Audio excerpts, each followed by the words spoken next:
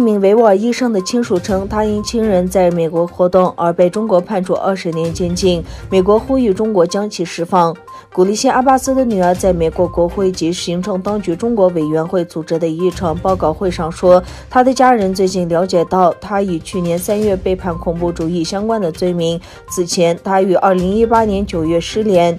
古利希·阿巴斯的姐姐罗夏·阿巴斯说，这些指控是由于他和他的弟弟里沙特·阿巴斯在美国参与的权利运动。在一条推文中，美国负责民主、人权和劳工事务的助理国务卿罗伯特·德斯特罗说，中国必须释放古利希·阿巴斯。中国共产党对他的强制消失、拘押和严厉刑罚，证明了发声反对一个不尊重人权的政府会承受怎样的后果。中国委员会主席、民主党众议员乔治·麦格文称，这种惩罚无辜亲属的做法是为了压制言论自由，应当受到道德上的谴责。他说，这只是中国对维吾尔族人大规模破坏的一部分，有多于180万维吾尔人正处于拘留营、强制劳动和其他虐待之中。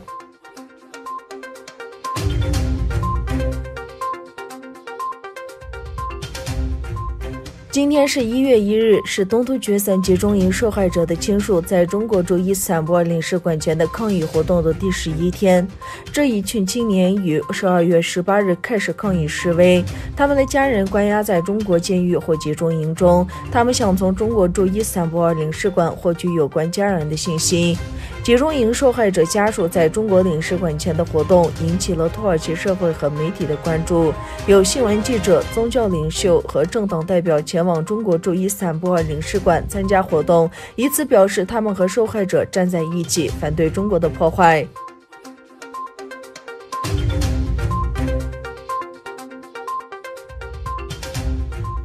媒体报道说，美国总统唐纳德·特朗普最近收到未核实的情报消息，指称中国出钱让阿富汗境内的非国家行为体袭击美国军人。这份由川普政府解密的情报是在12月17日的总统每日简报会上，由白宫国安顾问欧布莱恩口头通报给川普。特朗普政府的一名高级官员星期四向美国之音证实了新闻网站前一天报道的解密情报的细节。据阿克西斯欧报道，该情报被包括在12月17日的总统情报简报之中。特朗普就此事得到了国家安全顾问罗伯特·欧布莱恩的口头汇报。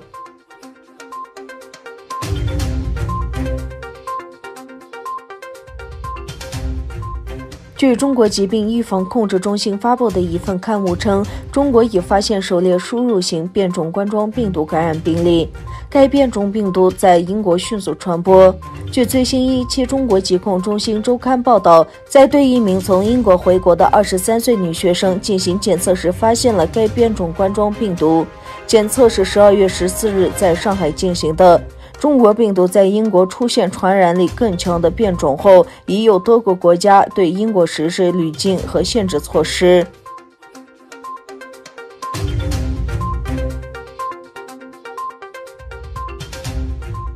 美国苹果公司周四从苹果中国商店移除了3.9万个游戏应用软件，赶在年内最后一天清除没有在年底前获得中国政府许可的应用。